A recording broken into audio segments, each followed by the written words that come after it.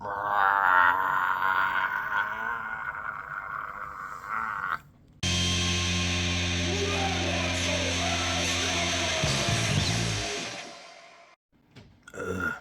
a boring show.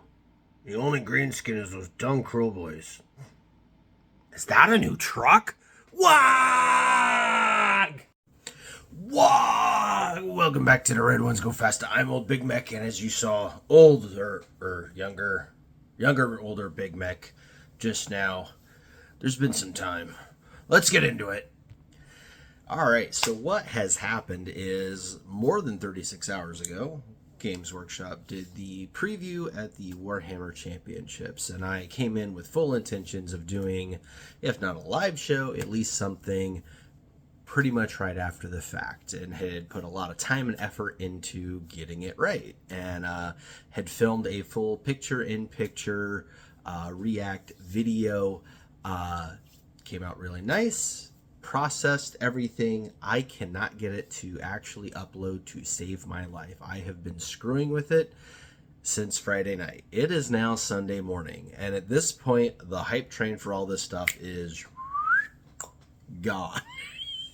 So even if it does upload, no one's gonna watch it anyway, and that kind of sucks. So then I thought about doing an episode of the news, because we got some new stuff out this morning from Warhammer community.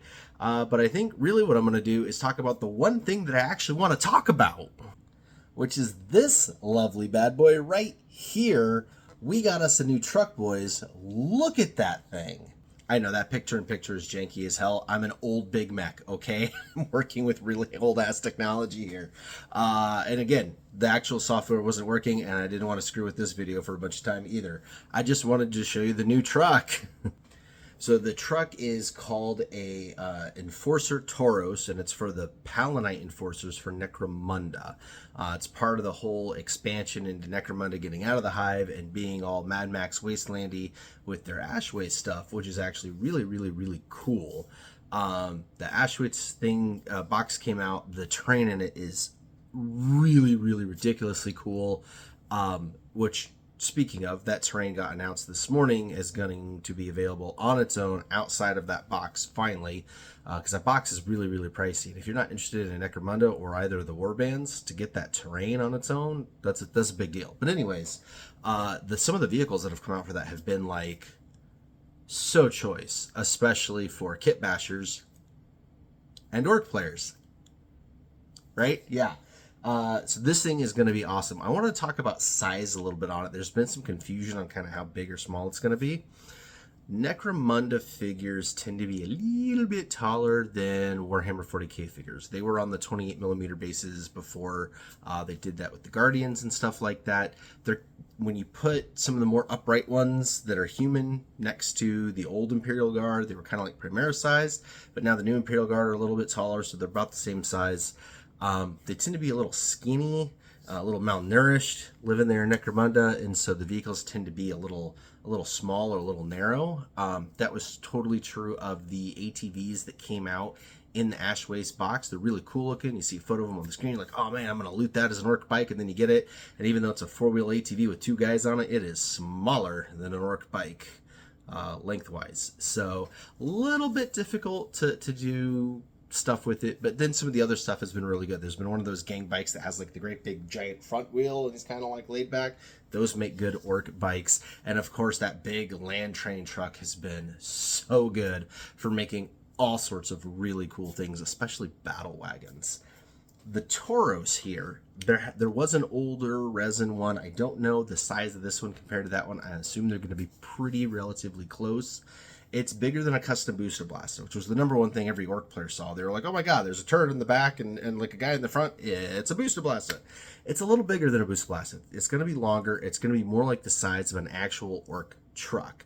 And that's really, really, really, really good, because anybody that hasn't been living under a rock for the last, I don't know, 6 months, a year, knows that you can't find an orc truck anywhere. Like, they've just been out of stock, out of print. Nobody's been able to find them. As soon as any get made, they all sell out instantly because we all need so many trucks right now.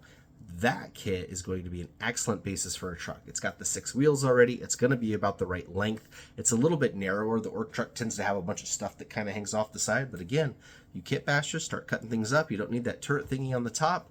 Expand that baby outward, and it's going to look awesome. I do have a couple of niggles with the design. There's no visible engine or exhaust anywhere that you could see, and that's a little unlike Games Workshop. They tend to really put a good radiator grill and a supercharger scoop and some pipes on just about everything.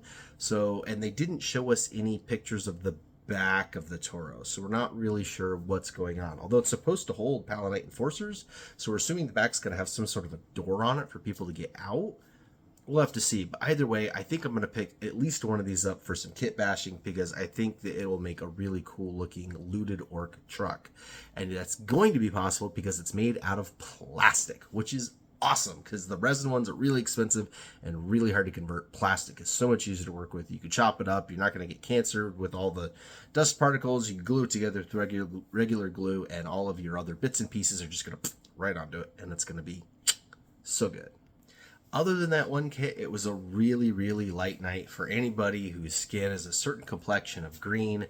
The only green skin thing that they had at all was the Underworlds thing that was the stupid swamp orcs from Dominion. We've talked about Cruel Boys at length. They don't make good conversion fodder for 40k, so that was useless. And yeah, nothing else really for orcs. Now, if you are a player of other forces, as I am too, it was a good night depending on what you're into.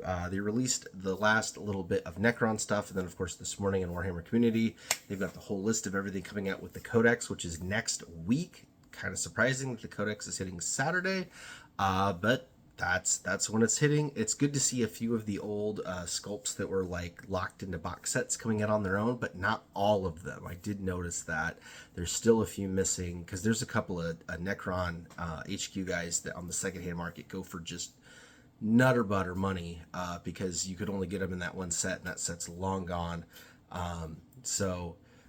Hopefully my more knowledgeable Necron players will chime in down in the comments below. We can help figure out what is still missing, and maybe old Big Mek here can help you figure out how to build your own. Right? Could be a good idea. Anyways, decent night for Necrons. Decent night for Horus Heresy. The whole jump pack beaky guys were pretty cool.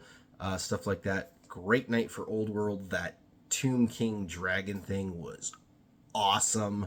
Not into Tomb Kings. Still want to build it and paint it. That thing's cool. But yeah, great night for Dark Angels players. Got all the, not all, but a lot of Dark Angel stuff previewed. Looking really choice. Again, not a Dark Angel player. I've never been a Dark Angel player. In between the Lion and all the new stuff shown off, definitely considering it if I had enough teeth. Anyways, the only other thing really that the orcs or, we could be into talking about here on the channel was Kill Team. Those of you that watched my news video knew that I had like some predictions on Kill Team stuff because Kill Team's been a little strange, and they announced that we're getting Night Lords, which look awesome. And in the article and in the live stream, they definitely said big box. All right, so the Night Lords are going to be part of a traditional Kill Team big box set, which is weird because they're releasing the Striking Scorpions and the Scouts, which are both all new kits. And they're releasing new terrain, but they're not putting it all into a big box, which is normally how they do it. Hello, Octarius, and hello, what was the first? Into the Dark, right? So a little strange that they're foregoing the big box for the first go of the season, but then the Night Lords are going to be in a box for the second go. So a little strange what's going on with the Kill Team. Now, I own a lot of Kill Team boxes. I've never played Kill Team. It's not my kind of game. I'm an army guy. I'm not a squad guy, but I love the boxes. I love the terrain. I love the boards. I love the special extras they give you, the little greebly bits to build your guys. Basically, if there was been a Kill Team made for an army I play, I have that Kill Team because I just want it in my regular 40k force. So those boxes have been a great way to extract teeth from players like me, because we really want the cool stuff and we're willing to get the big box for it. So I'm a little confused on what's going on there, but yeah, that was everything that came out with that. So yeah, I'll do a catch up on all the other stuff later, do some more news later in the week. This video is all about the Tauros truck. I'm really excited for it. I did want to show you some of the close-ups. So they have two different guns. The upper guns aren't really anything cool or orky, but those bottom guns, those are definitely some big shooters. So that's nice. All the little add-on things that they have for the side, really cool. Again, I think there's going to be a lot of kit bashing opportunities here. Unfortunately, like I said, no pictures of anything else. Like that's it. That's all we get. So we don't really know what the back or the bottom looks like. Even in the video thing, there's not too many other angles. There is this one looking down into the cockpit, so it is going to be narrower than a truck. That's only holding one human guy. He's got a little bit elbow room on either side, but you think about the truck, it's got, you know, an Ork driver and an Ork gunner side by side. Definitely going to have to think about that when you're kit bashing this thing. It is going to be a little narrow. In fact, here is a head-on view just so you could see exactly what I'm talking about here. You got the one guy centrally located. You know, this thing, the whole overall width, like outside wheel to outside wheel, is probably about the same as an Ork truck. But whereas the Ork truck, all of the greebly bits here poke outwards, and you kind of get bigger as you go up. This one's pulling in and getting narrower. So just something to watch out when you're doing conversions. But yeah, this is gonna be way bigger than a Booster Blasta. But yeah, that's it. No shots in the video of the underside, no shots of the bottom. All of the spinny shots kind of started off as a side profile, spun the front around, and then showed us the side profile again. But yeah, it'll be interesting to see when that kit comes out. I definitely think all my other fellow mechs are just frothing at the teeth to get their grubbly little hands on one of those. So yeah, anyways, let me know what you think down in the comments below. Hit the like button if you liked it. Hit the dislike button if you didn't like it. If you want to help old Big Mek out on getting some like cameras and some software that are actually going to work, you could join us on Patreon. That would be fantastic. Absolutely massive thanks to my Patreons that I have already, which is 33 free members as of this filming and 4 paying, including Gail, Kendrick, Scott, and Terlingua. Super appreciate all 4 of you, and the other 33 that are helping us out. Really appreciate everything you guys do for the channel. It's definitely helping us grow and get better so that you can enjoy the content more as old Big Mek brings you all of his crazy brain ramblings. Other ways to support the channel include clicking on the Amazon affiliate links down below. It doesn't cost you any extra, but Amazon sends old Big Mek a couple of teeth so that he can, again, get some more filming and lighting equipment and software and things like that. And then also buying our Red Squig shirts. And hey, this is an exclusive. The Red Squig decals are in as well. So they do have this funky little tail on them. I don't know why they put that on there. It's certainly not on there on my graphic, but oh, how easy. It's pretty easy to just cut that off. But that is the Red Squig Gives You WOG sticker. So that's pretty cool. If you want to get one of those, check out our Teespring down the links below. So yeah, that's everything on this one. Hope you like the new truck. Sorry that my reaction video thing isn't working out. If I do ever get it uploaded, I will probably just put it over on Patreon for our patrons to watch. Because like I said, it's going to be super stale for YouTube by then anyway.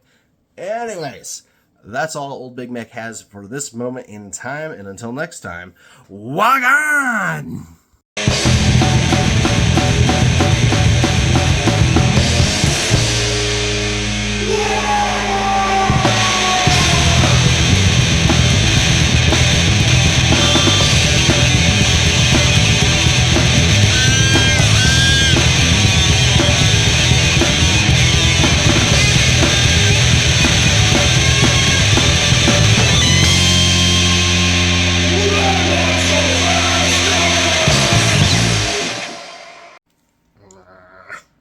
Come on, I need more teeth to afford these things.